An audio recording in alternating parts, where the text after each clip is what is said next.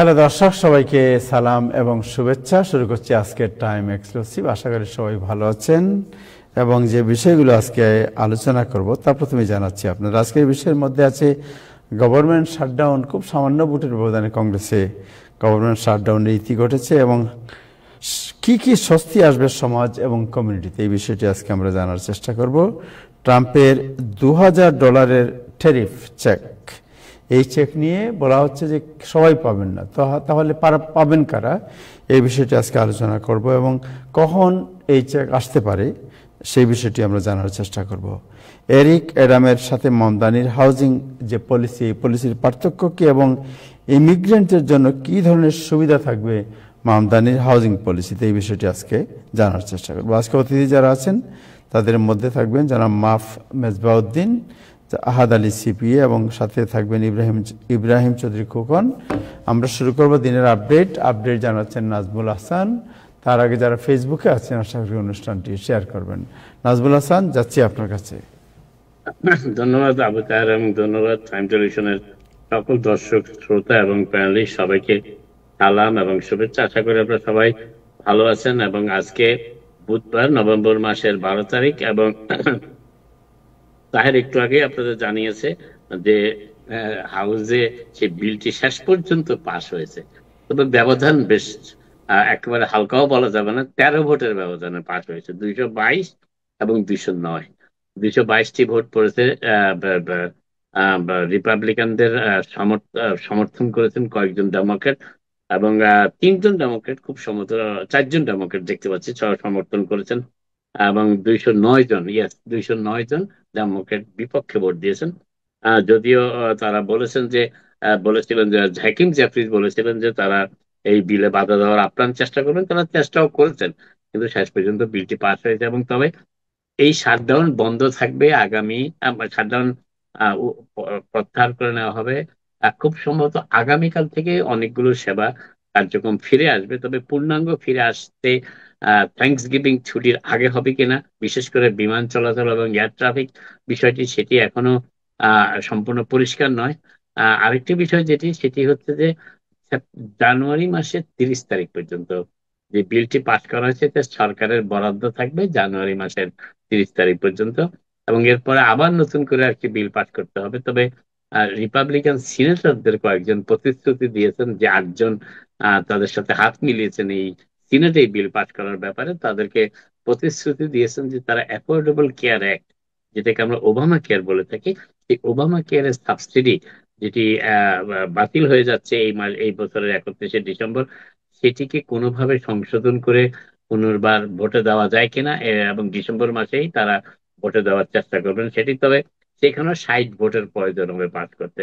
এবং রিপাবলিকানদের মধ্যে যদি ডেমোক্রেটদের সবাই সেই ভোট সাপোর্ট করেন যে অ্যাফোর্ডেবল কেয়ার অ্যাক্টে, কিন্তু ডেমোক্রেটদেরও সাপোর্ট লাগবে, প্রায় 17 জন ডেমোক্রেট সাপোর্ট লাগবে। 43টি ভোট ডেমোক্রেটদের রয়েছে সিনেটে, অতএব 60 ভোট পেতে 17 জন রিপাবলিকানের সমর্থন লাগবে। অতএব বেশ জটিল একটি ব্যাপার যদিও, এবং অনেকেই ধারণা করছেন যে 17 জন রিপাবলিকানরা হয়তোবা অ্যাফোর্ডেবল কেয়ার একটা সাবসিডি অব্যাহত রাখার ব্যাপারে প্রেসিডেন্ট ট্রাম্পের চাপের মুখে সমর্থন পাওয়া খুব কঠিন হবে। অতএব তবে আপাতত যে বিলটি আজকে পাশ হয়েছে তাতে শাটডাউন প্রত্যাহার হচ্ছে। প্রায় 42 দিন শাটডাউন ছিল যুক্তরাষ্ট্রে, ইতিহাসের সবচেয়ে দীর্ঘতম শাটডাউন। এবং এবং এই শাটডাউন এবং আগামী জানুয়ারি মাসের 30 তারিখের আগে আরো একটি বিল পাস করতে হবে সরকারের কার্যক্রম অব্যাহত রাখার ব্যাপারে, আর্থিক বরাদ্দ যাতে অব্যাহত থাকে, সেই জন্যই হচ্ছে সর্বশেষ পরিস্থিতি। আরেকটি বিষয় এর পরের বিষয় যেটি কথা বলতে চাচ্ছি সেটি হচ্ছে যে প্রেসিডেন্ট ট্রাম্পের জনপ্রিয়তা কিন্তু হ্রাস পেতে শুরু করেছে। যদিও এই শাটডাউন ব্যাপারে তিনি ডেমোক্রেটদের দোষারোপ করেছেন এবং ডেমোক্রেটদের কারণেই এত দীর্ঘমেয়াদী শাটডাউন হয়েছে, এই বক্তব্য তিনি বরাবরই দিয়ে আসছেন শাটডাউনের শুরু থেকেই। কিন্তু সর্বশেষ যে জনমত জরিপটি করা হয়েছে তাতে দেখা যাচ্ছে যে প্রেসিডেন্টের জনপ্রিয়তা কমতে শুরু করেছে, এবং তার আগের টার্ম অর্থাৎ প্রথম মেয়াদের যে জনপ্রিয়তা ছিল তার এই সময়টাতে তার তুলনায় অনেক হ্রাস পেয়েছে সেটি। এবং ABC news AP sorry ABC news না রিপোর্টটি করেছে এবিসি নিউজ কিন্তু জরিপ করেছে অ্যাসোসিয়েটেড প্রেস এবং এনওআরসি পোর কোম্পানি, এবং তারা প্রায় 1143 জন আমেরিকানের তারা উপর জরিপ চালিয়েছে, তাদের মতামত গ্রহণ করেছে। এবং তারা এই এই এই এবং এটি আপনার এই এই জরিপটি গ্রহণ করা হয়েছে শাটডাউন অব্যাহত থাকা অবস্থায়। এবং সর্বশেষ যে জরিপে আমরা হিসাবটি দেখতে পাচ্ছি, তাতে দেখা যাচ্ছে তাতে দেখা যাচ্ছে যে নভেম্বরের এই নভেম্বর পর্যন্ত, খুব সম্ভবত নভেম্বরের 2 কি 3 তারিখে জরিপটি নেওয়া হয়েছে। সেই জরিপে দেখা যাচ্ছে 68% রিপাবলিকান তারা প্রেসিডেন্ট ট্রাম্প যেভাবে দায়িত্ব পালন করছেন সেটি সমর্থন করেন। কিন্তু গত মার্চ মাসে এই যারা সমর্থন করতেন প্রেসিডেন্টের কর্মকাণ্ডকে, তাদের হার ছিল 81%, 81% থেকে কমে এখন কমে গিয়ে দাঁড়িয়েছে 68%, অর্থাৎ 13% সমর্থন হ্রাস পেয়েছে প্রেসিডেন্ট ট্রাম্প যেভাবে যুক্তরাষ্ট্রকে পরিচালনা করছেন সেই ব্যাপারে। আরেকটি ইন্ডিপেন্ডেন্ট, অর্থাৎ যারা স্বতন্ত্র স্বাধীন ভোটার, রিপাবলিকান নন, ডেমোক্র্যাট নন, তাদের মধ্যে প্রেসিডেন্ট ট্রাম্পের অ্যাপ্রুভাল 25% নেমে এসেছে, যেটি আগে ছিল 38% মার্চ মাসে। অর্থাৎ 38% থেকে নেমে এখন 25% চলে এসেছে। আর ডেমোক্রেটরা বরাবরই প্রেসিডেন্ট ট্রাম্পের সমর্থক ছিল না, যদিও মার্চ মাসে দেখা যাচ্ছে 9% ডেমোক্রেট মনে করতেন যে প্রেসিডেন্ট ট্রাম্প হয়তোবা দেশটি সঠিকভাবে চালাচ্ছেন। কিন্তু নভেম্বর মাসে সেটি গিয়ে ঠেকেছে মাত্র 5% ডেমোক্রেট এখন মনে করেন যে প্রেসিডেন্ট ট্রাম্প দেশটি সঠিকভাবে চালাচ্ছেন। জেফ্রি অ্যাপস্টিনের ফাইল নিয়ে আবার তোলপাড় শুরু হয়েছে সমগ্র যুক্তরাষ্ট্রে, এবং এবং ডেমোক্রেটরা যারা হাউসের সেই কমিটিতে ছিলেন, এই যে কমিটিকে ডিপার্টমেন্ট অফ জাস্টিসের কাছ থেকে এপিস্টিনের ফাইলগুলো দেওয়া হয়েছে, যদিও স্পিকার মাইক জনসন বরাবরই চেষ্টা চালিয়ে যাচ্ছেন এই এপিস্টিনের ফাইলগুলো যাতে জনসমক্ষে প্রকাশ না করা যায়। তারা বেছে বেছে কিছু ফাইল রিপাবলিকানরা প্রকাশ করেছেন অতীতে, যেখানে দেখানোর চেষ্টা করা হয়েছে যে প্রেসিডেন্ট ট্রাম্প এই অ্যাপিস্টিনের কর্মকাণ্ডের সাথে সম্পৃক্ত ছিলেন না। তিনি হয়তো কয়েকবার সেখানে গিয়েছেন অ্যাপিস্টিনের শিবিরে, কিন্তু তিনি সেভাবে সম্পৃক্ত ছিলেন না। কিন্তু আজকে ডেমোক্রেটরা যে ফাইলগুলি প্রকাশ করেছে, এবং যে ফাইলগুলি মূলত, যদিও প্রেসিডেন্ট ট্রাম্পের সরাসরি কোনো বক্তব্য সেখানে উপস্থাপন করা হয়নি, কিংবা যে ইমেল গুলো প্রকাশ করা হয়েছে সেই ইমেল গুলো জেফ্রি অ্যাপস্টিন, যিনি কারাগারে আত্মহত্যা করেছিলেন দোষী সাব্যস্ত হওয়ার পরে, এবং তার বান্ধবী হিসাবে পরিচিত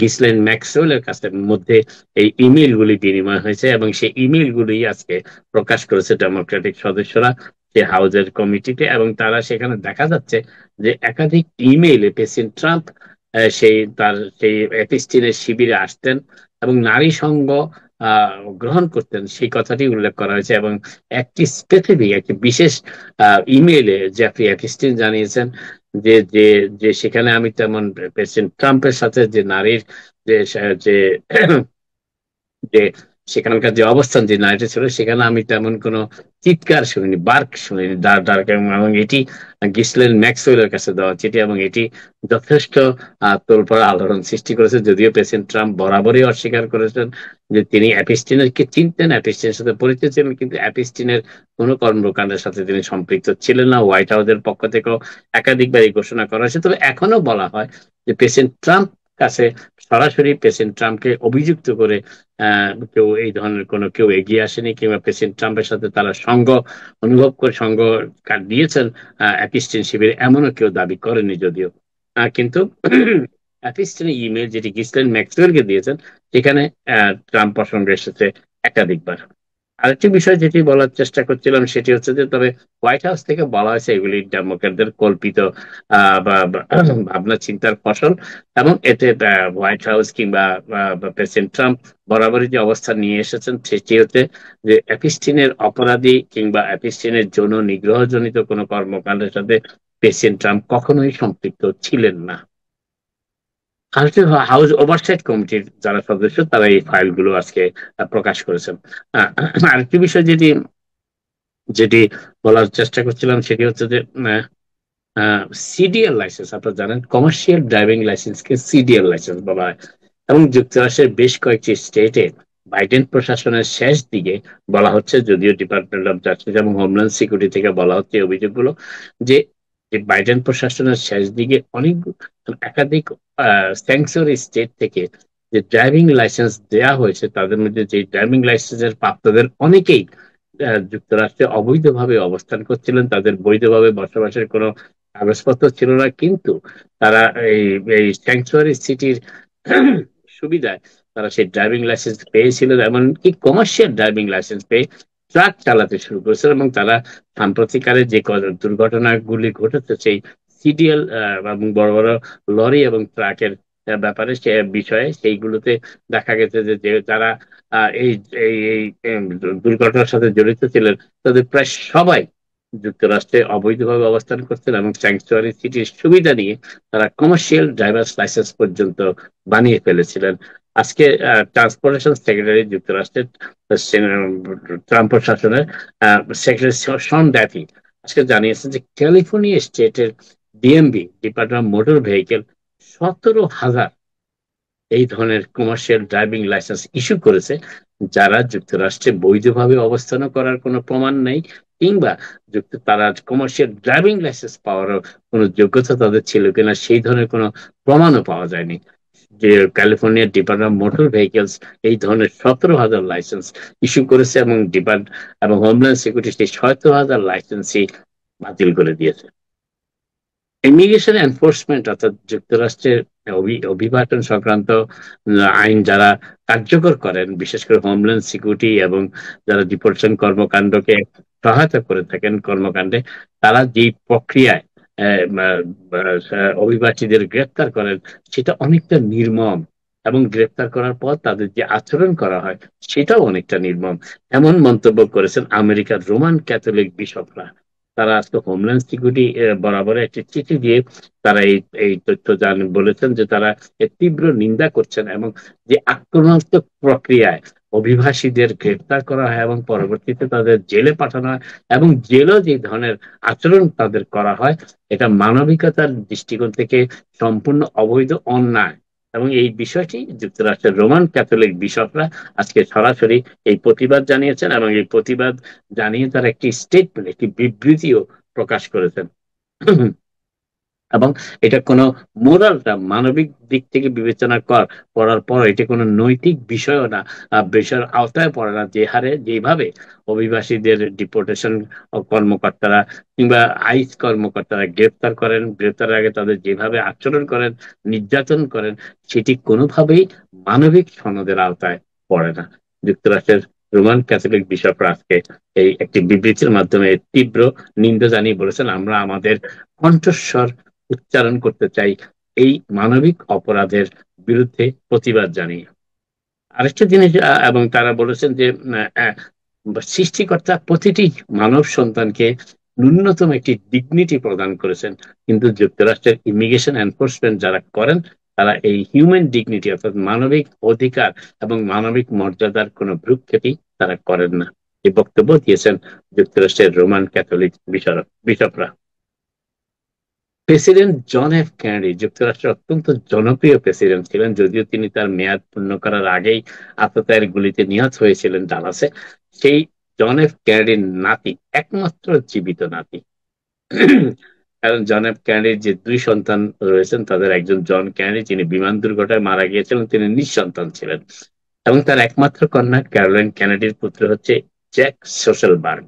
জ্যাক সোশেলবার্গ ঘোষণা দিয়েছেন গতকাল যে তিনি নিউ ইয়র্ক থেকে একটি কংগ্রেসের আসনে নির্বাচন করতে চাচ্ছেন, এবং সেই আসনটি হচ্ছে জ্যারি ন্যাডলারের আসন, এবং সেই আসনে তিনি নির্বাচন করার ঘোষণা দিয়েছেন। এবং তিনি ডেমোক্রেটিক আদর্শের প্রতি শ্রদ্ধাশীল এবং সাধারণ মানুষের জীবনযাত্রার উন্নয়নে ডেমোক্রেটিক পার্টির ভূমিকাকে তিনি শ্রদ্ধার সাথে দেখেন, এবং সেই বিষয় বিবেচনা করেই তিনি রাজনীতিতে আসার সিদ্ধান্ত ঘোষণা করেছেন কংগ্রেসের আসনে নির্বাচন করার ঘোষণার মাধ্যমে। যদিও বিভিন্ন সংবাদ মাধ্যমে খবর এসেছে তার মা ক্যারোলাইন কেনেডি এখনো চান না যে তার একমাত্র সন্তান জ্যাক সোশেলবার্গ রাজনীতিতে আগমন করুক, সেটি তিনি চান না। যদিও জ্যাক তার মায়ের কথা কোনো প্রশ্ন তিনি উত্তর দেননি, তবে তিনি নিজেকে কংগ্রেস প্রার্থী প্রাইমারিতে নির্বাচন করার আগ্রহের কথা তিনি গতকাল জানিয়েছেন সংবাদ মাধ্যমে একটি ভিডিও বক্তব্যের মাধ্যমে।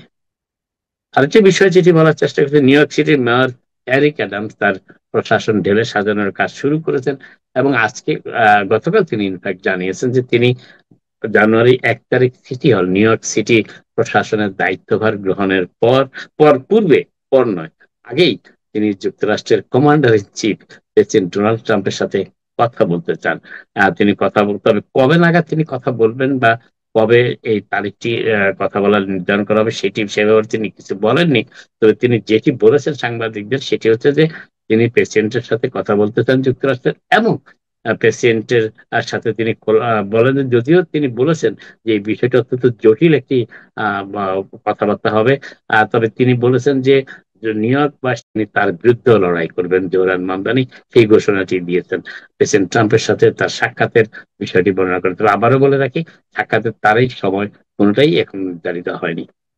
আরেকটি বিষয় যেটি বলার চেষ্টা করছি, প্রেসিডেন্ট আমি বলেছি একটু আগে যে জোরান মামদানি আরেকটা কথা বলেছেন যে প্রেসিডেন্ট ট্রাম্প তার গত নির্বাচনের সময় যুক্তরাষ্ট্রের নাগরিকদের গ্রোসারি সামগ্রী হ্রাসকৃত মূল্যে কিংবা অ্যাফোর্ডেবিলিটির কথা বলেছেন, যাতে জীবনযাত্রার ব্যয় তারা সইতে পারে, বহন করতে পারে, সেই অবস্থা সৃষ্টির যে প্রচারণা তিনি নির্বাচনের সময় চালিয়েছিলেন প্রেসিডেন্ট ট্রাম্প, জোহরান মামদানিও সেই প্রতিশ্রুতির উপর ভিত্তি করেই মেয়রের নির্বাচনে অংশ নিয়েছেন। অর্থাৎ তিনি চান যে নিউ ইয়র্কবাসীর কাছে, সকল নিউ ইয়র্কবাসীর কাছে নিউ ইয়র্ক শহরকে গ্রহণযোগ্য, বহনযোগ্য করে তোলার কাজে প্রেসিডেন্ট ট্রাম্প এবং তার প্রশাসনের সহযোগিতা তিনি পেতেই পারেন।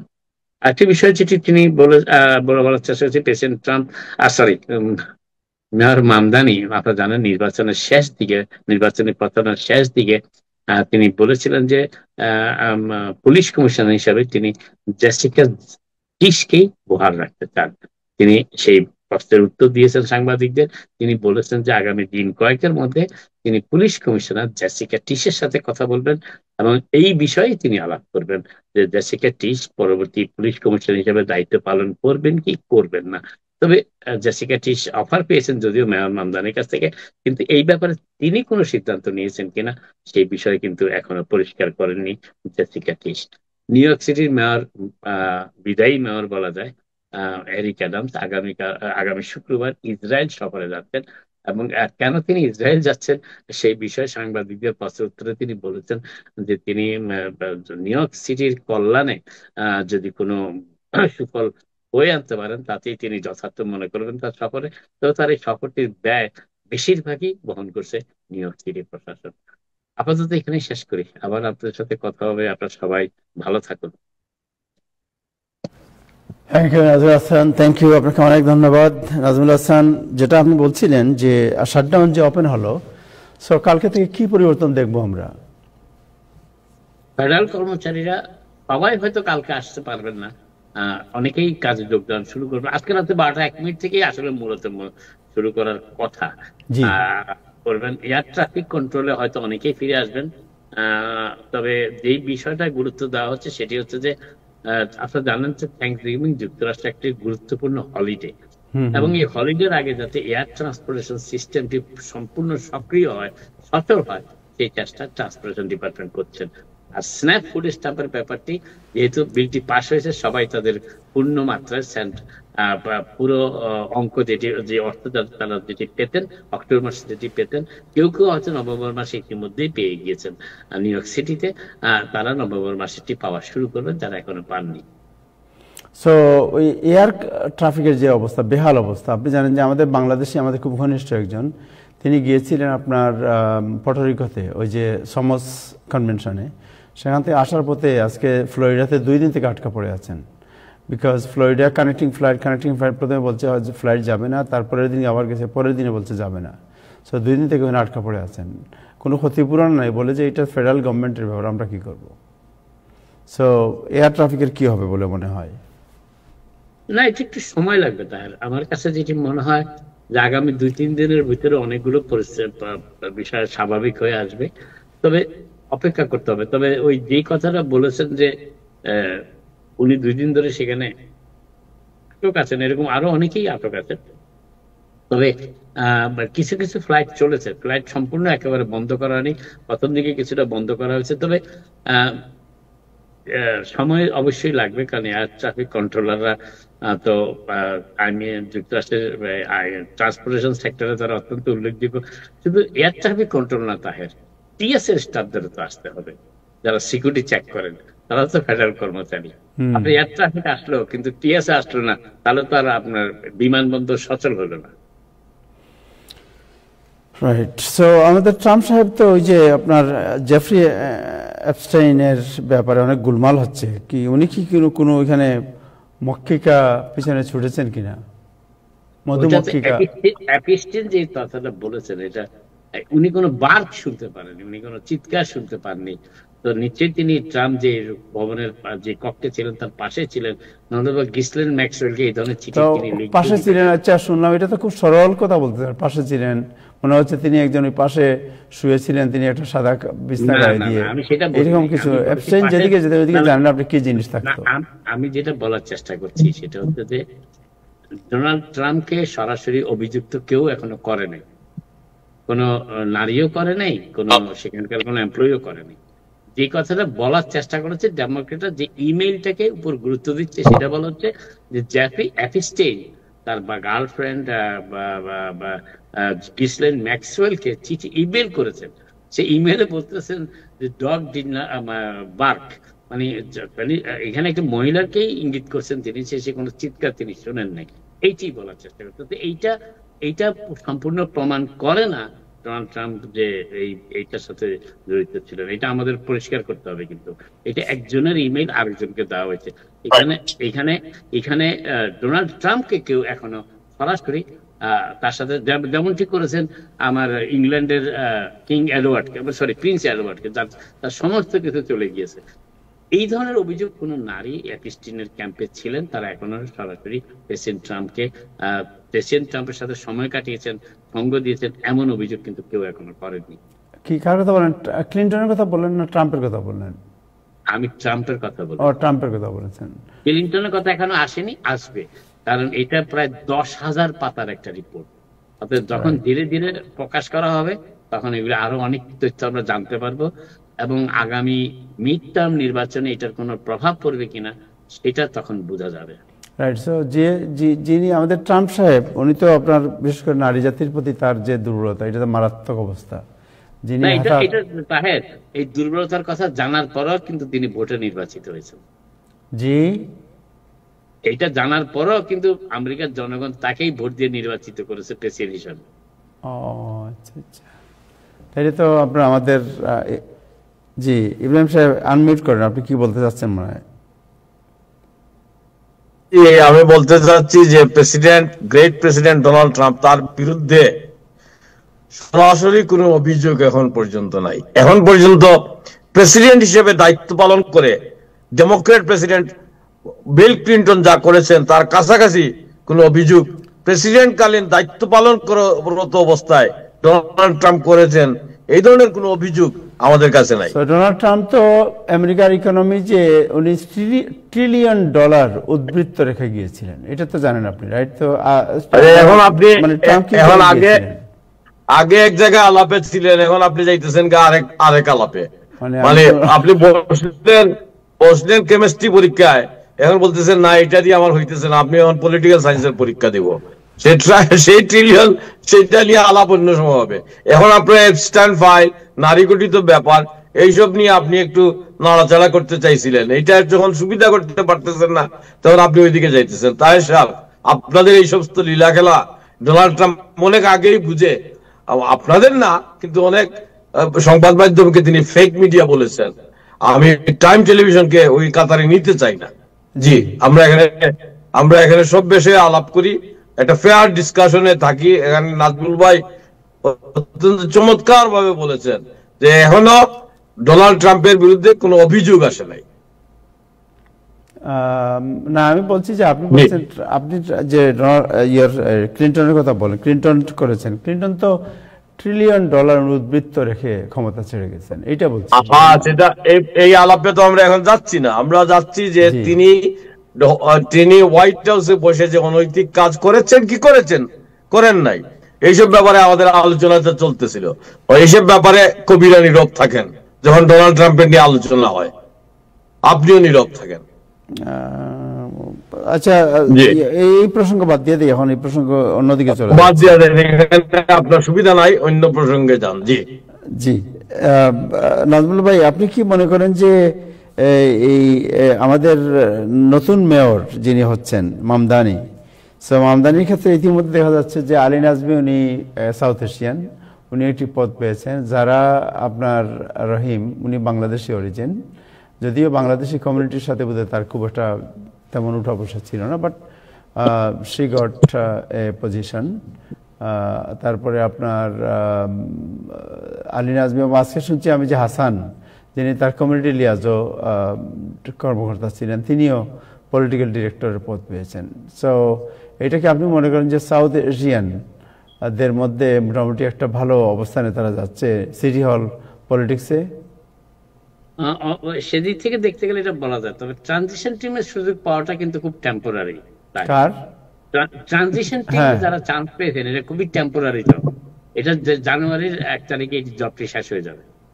অতএব তবে যেই বিষয়টা আজকে আমি শুনেছি সেটি হচ্ছে যে সিটির যিনি লিগ্যাল কাউন্সিল হবেন, অর্থাৎ সিটির সকল মামলা পরিচালনা করার দায়িত্ব যাকে দেওয়া হবে, সেই পজিশনটা নিয়ে বেশ বেশ প্রচন্ড চাপের মধ্যে আছেন জোহরান মামদানি। বিশেষ করে তার কারণ এমন একজনকে বলা হচ্ছে যিনি লিগ্যাল এইড সোসাইটির সাথে সম্পৃক্ত ছিলেন, বিভিন্ন মামলার সাথে ছিলেন, এমনকি সিটির বিরুদ্ধে অনেক মামলায় তিনি সম্পৃক্ত ছিলেন অতীতে।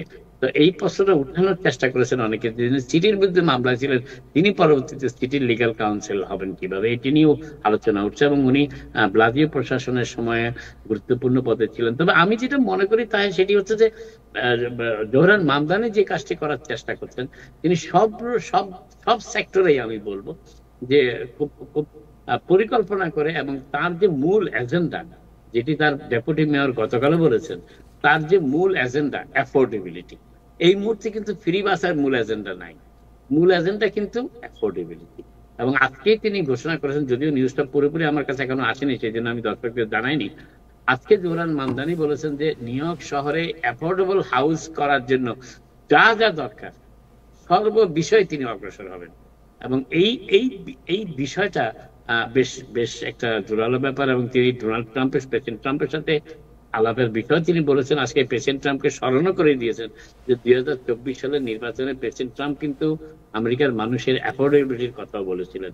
তো অতএব আমার কাছে যেটা মনে হয় এই মুহূর্তে তাহের, সেটি হচ্ছে যে জোহরান মামদানির বিভিন্ন সিদ্ধান্ত ব্যাপারে মন্তব্য করার আগে আমাদের আরো কিছুটা অপেক্ষা করা উচিত। আরেকটা জিনিস আমি পার্সোনালি মনে করি, ব্যক্তিগতভাবে মনে করি যে বাংলাদেশিরা সেখানে কোনো পদ পাওয়ার জন্য, কোনো স্বার্থের জন্য এই নির্বাচনী প্রচারণায় সম্পৃক্ত হয়নি, এটা আমার বিশ্বাস। বাংলাদেশে যেটা হয়েছে যে একটা কমিউনিটি ওয়াইড সারা আমেরিকাতে বাংলাদেশ একটা কমিউনিটি হিসাবে, বাংলাদেশ একটা পলিটিক্যাল ফোর্স যুক্তরাষ্ট্রের সবথেকে বড় মেজর সিটিতে। এবং এই কাজটা কিন্তু আমরা বাংলাদেশিরা যতটা করেছি তার চাইতে বিশ্ব মিডিয়া করেছে, নিউ ইয়র্ক টাইমস করেছে, ওয়াশিংটন পোস্ট করেছে। এবং দুইটা শব্দ বাংলাদেশি আন্টি এন্ড আঙ্কেল, এই কথাটা সারা পৃথিবীর লিপসে চলে গেছে। তো অতএব আমার মনে হয় আমাদের অর্জন, আমাদের কেউ বড় পদ না পেলেও আমাদের অর্জনটা কিন্তু বড় হয়েছে একজন বাংলাদেশি হিসাবে। জি নাজমুল, জি আমি এখানে একটু যুক্ত করতে চাই। এটা একদম নাজমুল ভাই একদম কথাই বলেছেন। এবং আমি মনে করি যে এখন আমাদের আবার একটু পাওনা বুঝে নেওয়ার সময় আছে। তো এই পাওনাটা কেমন বুঝে নিতে হবে? একটা হচ্ছে যে এই প্রশাসনে আমাদের লোকজন, যোগ্য লোকজন কাজ করবেন, কাজ করে তিনিও এই কমিউনিটির জন্য কন্ট্রিবিউট করবেন। তো জোহরান মামদানি তো আর এসে আমাদের দরজা খুললা যে ইব্রাহিম চৌধুরী আপনি ঘুম থেকে উঠেন, আপনারা কাজে লাগাবো। ইতিমধ্যেই তাদের ট্রানজিশন টিম থেকে একটা পোর্টাল ওপেন করা হয়েছে, এবং সেখানে যে খালি দক্ষ দক্ষ মাতব্বর নেওয়া হবে এমন না, বিভিন্ন পর্যায়ের কর্মচারী মানে নেওয়া হবে, হাজার হাজার মানুষ, লক্ষ মানুষ। সুতরাং আমার মনে হয় এই পোর্টালে মানে যারা যারা এই সিটিতে কাজ করতে চান, কন্ট্রিবিউট করতে চান, নিজেকে যোগ্য মনে করেন, তারা একটা রিজুমে ড্রপ করবেন, এই ট্রানজিশন টিম এগুলো যাচাই করবে।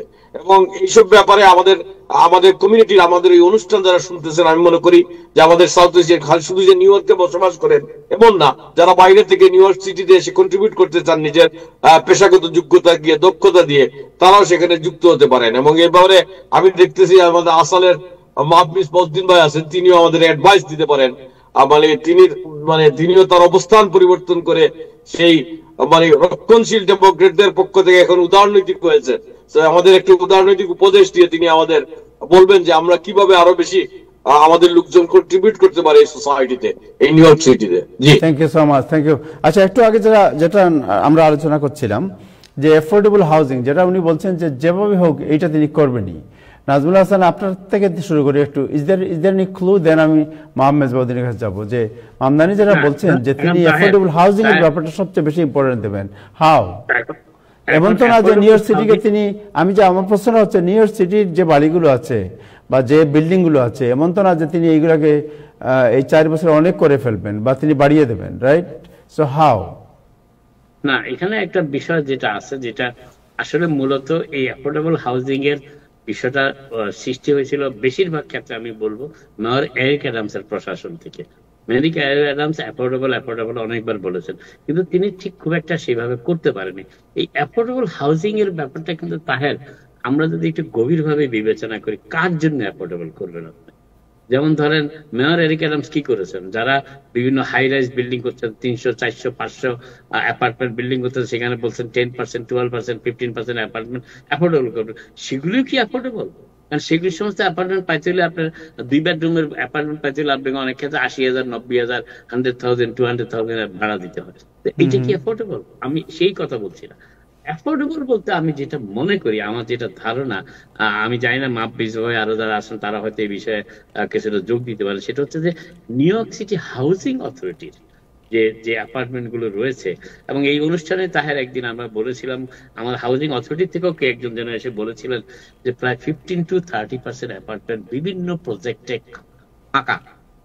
কেন ফাঁকা? এই ফাঁকাগুলি রাখা হচ্ছে এই যেখানে তারা কাজ করেন সেই অ্যাপার্টমেন্ট গুলো যারা দায়িত্ব এবং সিটি প্রশাসনের যারা এই অ্যাপার্টমেন্ট গুলো অ্যালটমেন্টের সাথে জড়িত, তাদের কিছুটা দুর্নীতি, কিছুটা অবহেলা, কিছুটা খামখেয়ালি, এই তিনটা সমন্বয়।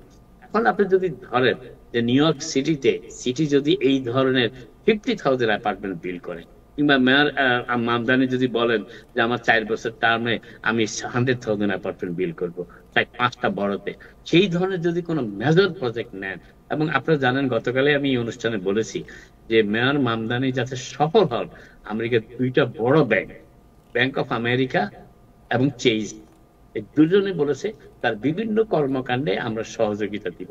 এখানে আরেকটা বিষয় তাহের খুব জড়িত, সেটা হচ্ছে যে নিউ ইয়র্ক সিটি হচ্ছে, আমরা আমেরিকান ফেডারেল সরকারকে যেই পরিমাণ অর্থ যোগান দিয়ে থাকি নিউ ইয়র্ক সিটি থেকে বিভিন্ন ট্যাক্স এবং বিভিন্ন ফির মাধ্যমে, তার প্রায় 1/4 আমরা গ্রহণ করে থাকি ফেডারেল সরকার থেকে। অতএব সেই বিষয়টা ট্রাম্প আক্রমণ করলে খুব একটা সুবিধা তিনি করতে পারবেন না। কিন্তু যেটি আমাদের প্রয়োজন সেটা হচ্ছে যে আমরা যারা মনে করি যে অ্যাফোর্ডেবল হাউজিং এর ইউনিট আমরা চাই, অ্যাফোর্ডেবল করতে চাই, এই বিষয়টাতে আমাদের আরো জোরদার করা উচিত। আমদানির উপরে আমাদের প্রেশারটা রাখা উচিত। যেই প্রেশারটা আমরা রাখতে ব্যর্থ হয়েছি এরিক অ্যাডামসের উপরে, এই প্রেশারটা যাতে আমরা কন্টিনিউ কিপ অন ডুইং, যে আমাদের অনেক ফ্ল্যাট ল্যান্ড পড়ে আছে, খালি ল্যান্ড পড়ে আছে, যদি চেইস এবং কি বলে যে ব্যাংক অফ আমেরিকা, এই আমাদের যেমন ধরেন তাহের, আমাদের সাংবাদিকদের কথাই বলি, আমাদের অনেকে 50, 60, 70,000 ট্যাক্স ফাইল করেন, তাদেরকে যদি বলা হয় যে তোমরা অ্যাফোর্ডেবল হাউজিং এ তোমরা মাসে এত টাকা দিবে, তোমাদের জন্য অ্যাফোর্ডেবল করে দিব, that could be a good beginning. Right, thank you so much. জি মোহাম্মেদ ভাই, আপনার কাছে যাই।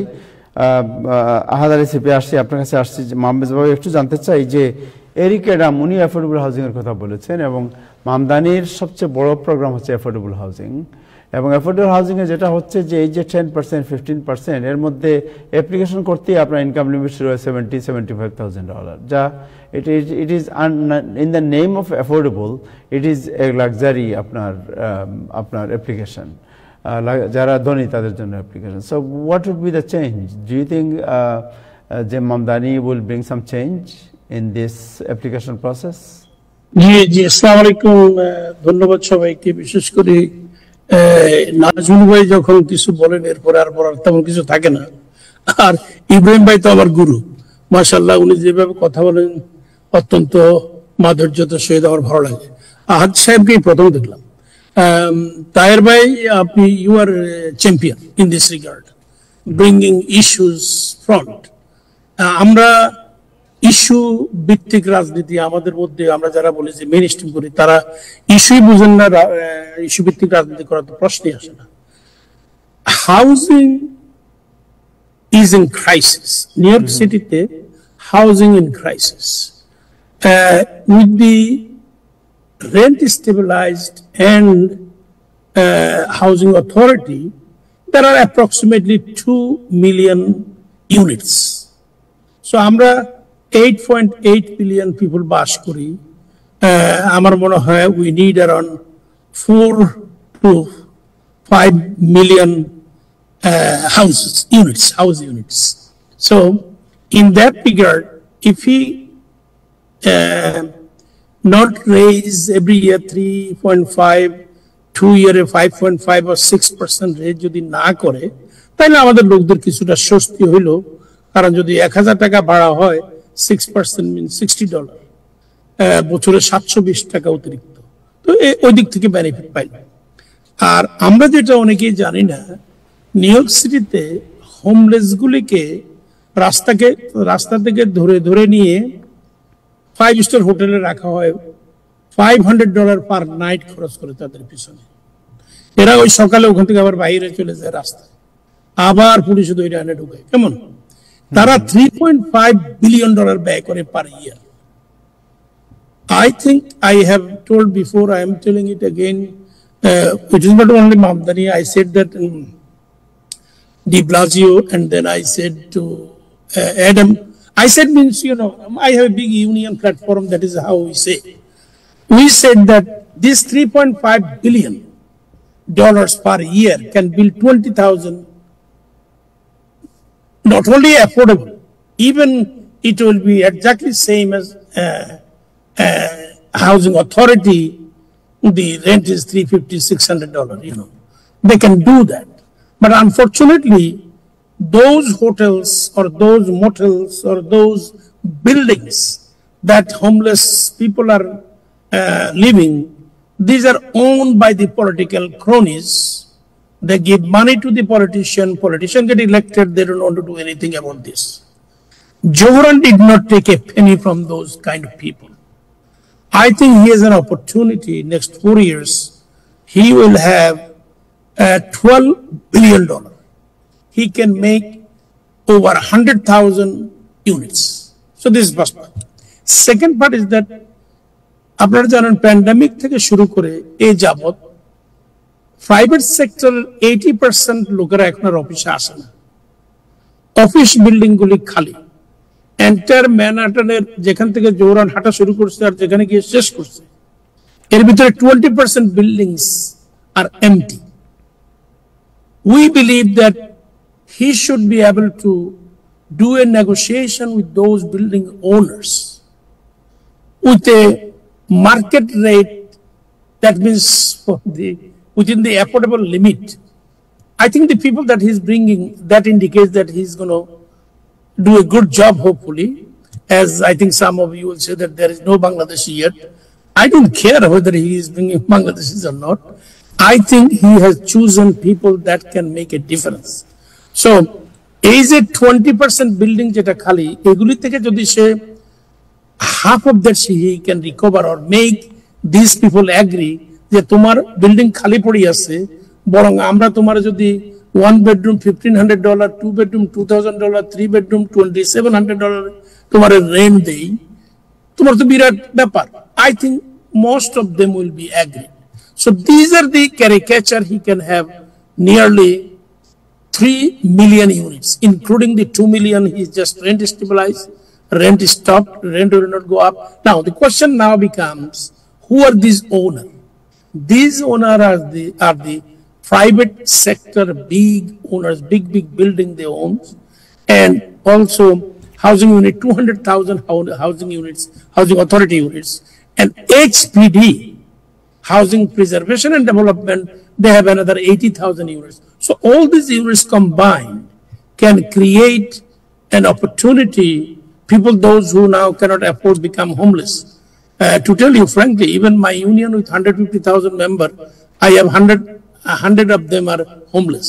Children goes from homeless center to the school, and members goes from homeless center to the office. This is how what is America is all about. A person, 15 to 20% super rich, 85% or 80% are poor. The middle class, anytime a Republican comes into power, they want to crush them. Exactly the $3.2 trillion tax cut just Trump announced in his big, beautiful budget. That is doing the same thing. It is taxing 95% of the poorest poor, but the top 5% is going to get billions of dollars in tax credit. So that is why this budget has taken $1 trillion from Medicare. And that is why Medicare will be shortage, Medicaid will be cut, and Social Security is changing the age to 68 and 69, and then it is cutting by on an approximately 18%. People need 18% raise. He is cutting 18%. Think about us. We all are except this Ahad Ali. We all are almost in that level where we should get some Social Security and so on and so forth.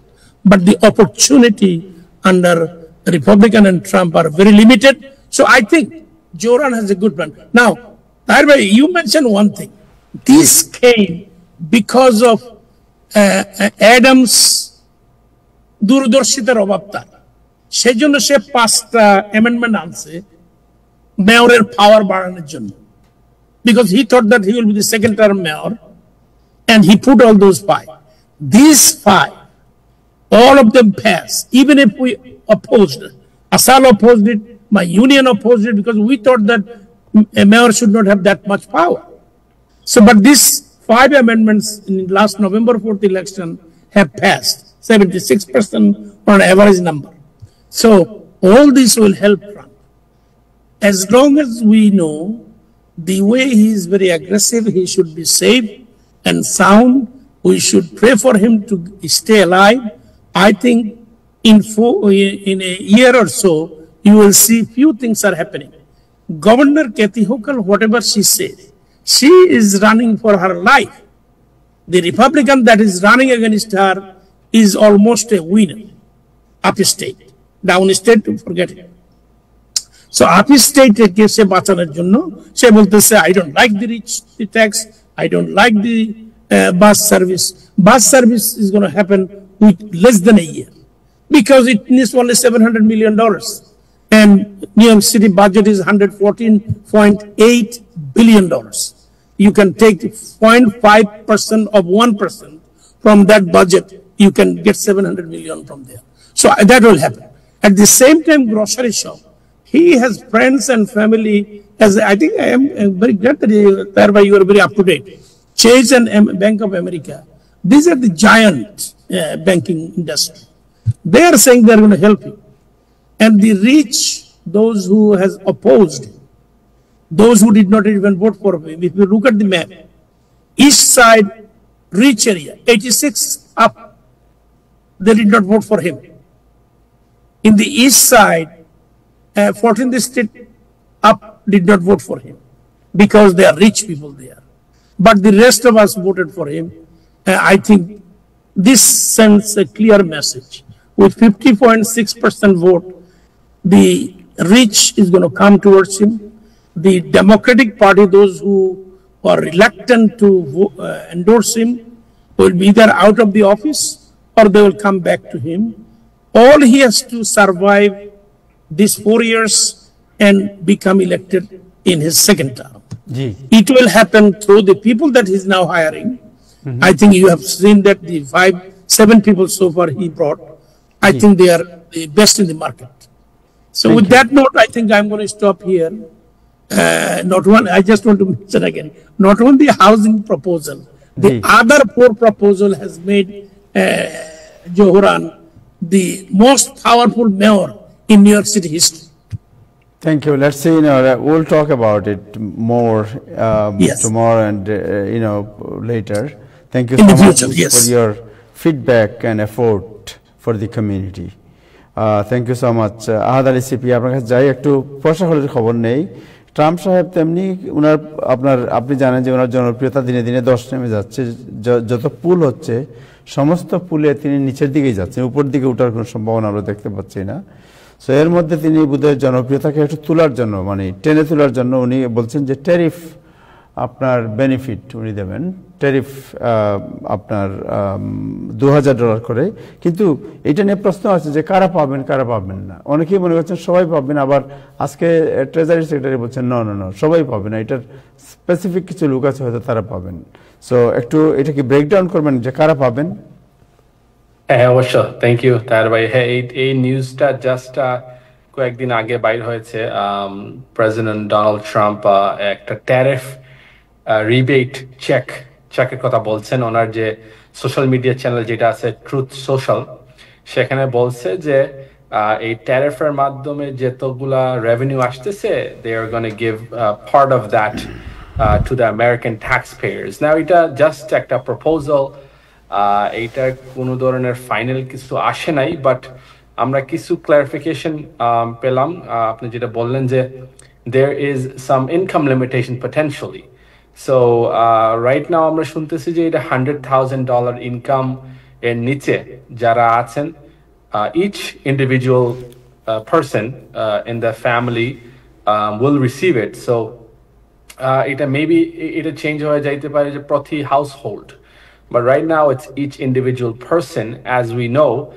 But এটা এত easy না যে Trump বলবে আর এটা মানে চেকগুলো automatic ছাড়া হয়ে যাবে। এটা has to pass the House, it has to go through Congress, and Congress has to pass this bill, and everyone has to agree. Even Republicans are not on board. কিছু Republican আছে যে এইটা আমাদের US এর যে government date যেটা আছে, it's increasing. Government debt is increasing. So how is he going to give this out? But হ্যাঁ, যেটা আপনি বললেন যে ওর জনপ্রিয়তাটা খুবই মানে ডাউন যাচ্ছে দিনের পর দিন, এবং রিসেন্টলি ডেমোক্রেটিক উইন যেগুলা হইলো নিউ জার্সিতে, ভার্জিনিয়াতে, নিউ ইয়র্ক সিটি, ক্যালিফোর্নিয়া, রিপাবলিকানরা একটা প্রেসারে আছে যে ওদের পার্টির পপুলারিটি কিভাবে ওরা বাড়াইতে পারে, বা ট্রাম্প ওনার নিজেকেই চাচ্ছে যে আরো একটু কনভারসেশনে আসতে। কেন এখন কনভারসেশন সরে গেছে, conversation is about Mamdani, conversation is about progressive Democrats, and so this is something he's thrown out. Even আমি জাস্ট কয়েকদিন আগে দেখলাম যে ওর ট্রুথ সোশ্যাল একটা পোস্ট দিছে যে 200,000 এর নিচে যারা ইনকাম করেন ওদের জন্য ট্যাক্স মাফ করে দিবে।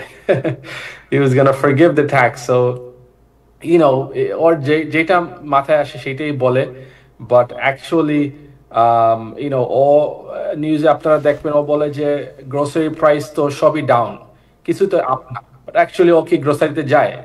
এটা তো ও কি does he know what the real situation is on the ground? সেটা জানে না। So he's talking. However, এই যে ডিভিডেন্ড রিবেট $2,000 এইটা কতটুক বাস্তবায়ন হবে আমরা জানি না এখন পর্যন্ত।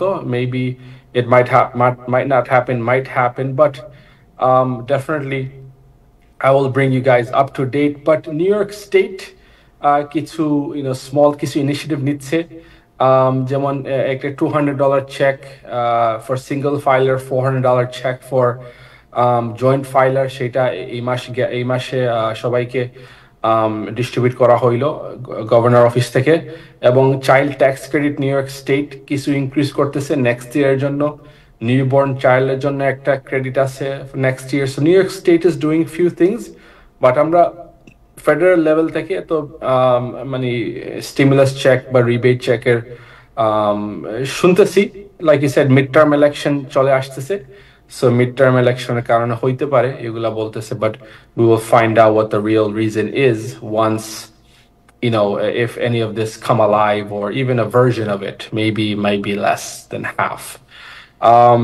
তার পাশাপাশি আমি একটা কুইক অ্যানাউন্সমেন্ট দিতে চাই যে the 4th annual USPCCI Business Expo হতে যাচ্ছে নভেম্বর 21-22 আগামী সপ্তাহে, Friday and Saturday at the DoubleTree Hilton by LaGuardia Airport. And এখানে just Time TV viewer যারা আছেন, I'd like to invite them. এখানে একটা বিজনেস এক্সপো হতে যাচ্ছে, সেখানে বিভিন্ন সেমিনার হবে, বিভিন্ন বিজনেস ভেন্ডররা থাকবে, যেখানে networking, business growing opportunities, learning, education, all related to business field for our community, for our minority and and business community, hosted by the US Bangladesh Chamber of Commerce and Industry.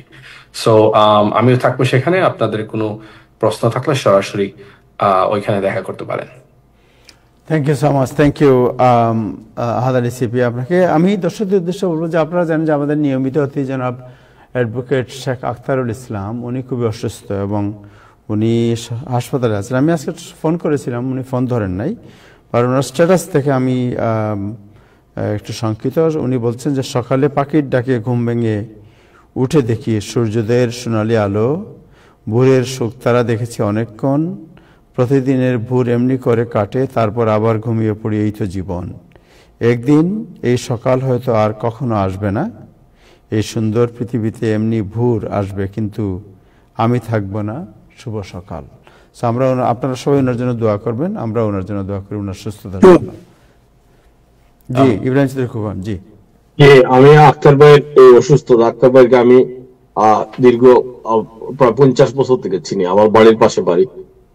তার হয়তো কথাবার্তা অনেক সময় এই অনুষ্ঠানে, বিশেষ করে শেষ দিকে মানে উনি অসংলগ্ন কথাবার্তাও বলেছেন অনেক সময়, কিন্তু মানুষ হিসেবে একজন মানে আখতার ভাইকে আমি চিনি, অত্যন্ত ভালো মানুষ। এবং যে সময়ে আখতার ভাই বাংলাদেশের মানে একদম কেন্দ্রীয় পর্যায়ে গুরুত্বপূর্ণ আইন পেশা, প্রশাসনিক, রাজনৈতিক লোকজনের সাথে সম্পৃক্ত ছিলেন, এই মানবিক মানুষটা সবসময় দয়ালু, ভালো কাজের পাশে ছিলেন।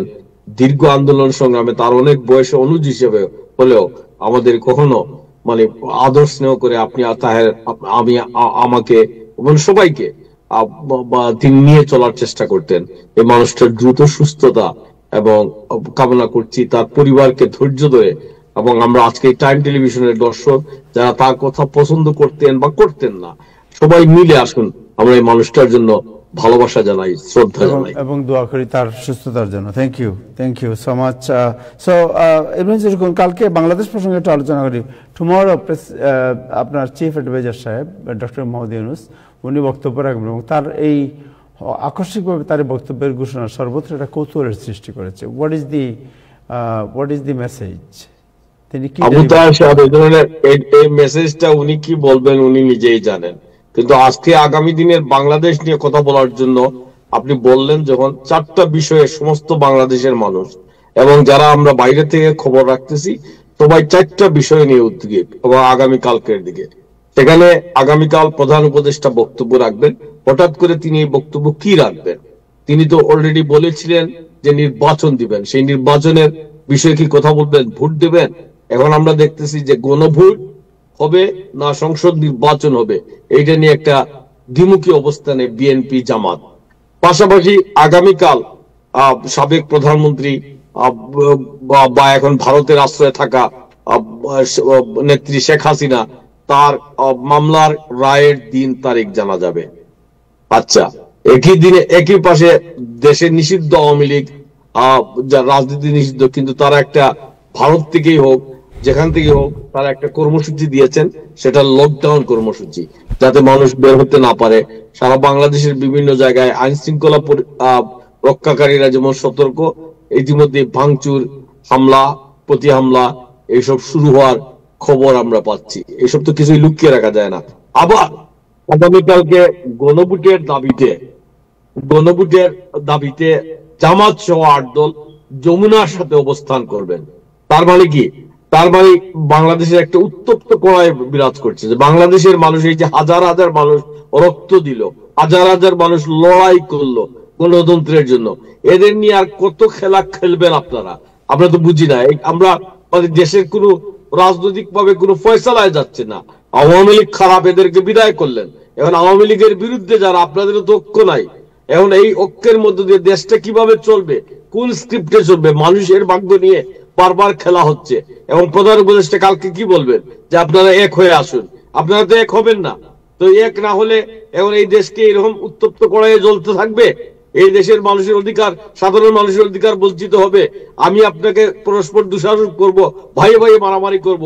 আজকে যে মানুষ এখানে নিউ ইয়র্কে মিছিল করতেছে, লকডাউন করে শীতের মধ্যে দাঁড়িয়ে, আজ থেকে 2 বছর আগে অন্যরা মিছিল করেছেন, আরো 3 দিন পরে আরো 2 জন মিছিল করবেন। এই মানুষগুলো কারা? এগুলা তো সব আমার ভাই, আমার খালাতো ভাই, আমার চাচাতো ভাই। এইসব থেকে কি আমাদের মুক্তি নাই? Abu Taher, thank you so much. Thanks. So let's see now what happened. Ms. Bhai, anything else add করবেন আর? I think আপনারা যার কথা বলছেন আল্লাহ ওনাকে সুস্থ করুক। আমাদের মধ্যে সবাই যেখানে দূর অবস্থায়, অসুস্থ অবস্থায়, এবং অনেকেরই অনেক সমস্যা আছে। আমি একটু বেশি দেখি, এই জন্য আমি ধরেন 100 লোককে কল করি আমার কোন একটা মিটিং এর জন্য, আসলে চ্যাপ্টারের 50 জন বলছে আসবে, শেষ পর্যন্ত 10 জন আসে। এর কারণ হলো এই যে লোকদের আসতে বলেও আসতে পারে নাই। আপনারা মনে রাখবেন সবারই কিছু না কিছু, যার যতটুকু তার ততটুকু সমস্যা। তো সেজন্য আমরা তো ক্রমাগত ভাবে সমস্যায় পড়ব। কিন্তু আমরা ইলেকশন গুলিতে জড়িত হই এই জন্য যে প্রত্যেকটা ইলেকশন থেকে আমরা কিছু পাবো, দাবাদাবি চাপাচাপি করি না, কিন্তু আমরা মনে করি যাদেরকে আমরা হেল্প করলাম ইলেক্ট হইতে, তারা এমন কিছু কাজ করবে যাতে করে community in general, community at large only benefited from this. এই যদি হয় তাহলে আমাদের এই মেহনত অত্যন্ত সাকসেসফুল। জোহরার ব্যাপারে আমি আগে বলছি, ওনার ট্রানজিশন টিমে কে থাকলো কে নাই আমার কিচ্ছু যায় না, 20%-এর বেশি। তাইলে আমাদের মধ্যে 80% যারা বাংলাদেশে স্ট্রাগল করতেন, তারা এখানেও কাইন্ড অফ স্ট্রাগল করতেছেন। শুধু ফুড স্ট্যাম্প, মেডিকেয়ার, উইক এইসব থাকা, তাও সেগুলির উপরও তারা এখন অত্যাচার চালাইছে। গত 2-3 মাস যাবত তো মানে 1 মাসের বেশি তো ফান্ডিং আসে নাই। কেমন? তো এই যে বিষয়গুলো, তাইলে বোঝা গেল এই দেশের যেখানে টপে যে আছেন তাকেও একদিন আমরা নির্বাচিত করা উচিত এবং পারা উচিত। তখনই এটা আমাদের পক্ষে, কমিউনিটির পক্ষে, ওই যে 80% আমেরিকান ড্রিম ফুলফিল করতে পারে নাই, অথচ বাংলাদেশ থেকে 90 থেকে এই দেশে ঘুরতেছে, জীবন জীবিকা দিতেছে, অনেকে 30 বছর থাকার পর দেশে চলে গেছে। এদেরকে কিভাবে আমরা সাহায্য করতে পারি? আমি মনে করি being involve politically in helping someone get elected, like mayoral, আমাদের মেয়রাল ইলেকশন শেষ হয়েছে, এই নেক্সট ইয়ার হলো governor election. I think thereby with your leadership and our support, our community bringing with us, we should be able to elect next governor. এবং সেই যদি হয় Zohran ভাই আমার ভাই, তোমার ভাই, জোহরানকে ভোট দেন, এই ধরনের যদি একটা স্লোগান আমরা তাকেও শিখাইতে পারি, জি, তখনই আমাদের সাকসেস, কমিউনিটির সাকসেস। আপনার এই যে টাইম টিভি আজকে 10-15 বছর যাবত যেগুলি করতেছেন, I think that will be the success, and that success we are looking. আমাদের উপকার হইতে হবে, আমাদের কমিউনিটি পাইতে হবে। আমরা আমেরিকান ড্রিম যেটা আমাদের 90%, 99% লোকের ফুলফিল হওয়া উচিত। জি, ইনশাআল্লাহ। Thank you so much. Thank you জনাব মোহাম্মদ মেজবাউদ্দিন, আপনাকে অনেক ধন্যবাদ। থ্যাংক ইউ জনাব ইব্রাহিম সিদ্দিক খোকন, আপনাকে অনেক ধন্যবাদ। দর্শক, যারা বলছিলাম শেখ আখতারুল ইসলাম অসুস্থ, হাসপাতালে আছেন, আপনারা সবাই তার জন্য দোয়া করবেন, তার সুস্থতার জন্য। আজকে এ পর্যন্তই, আগামীকাল আবার দেখা হবে। সবাই ভালো থাকবেন। খুদা হাফেজ।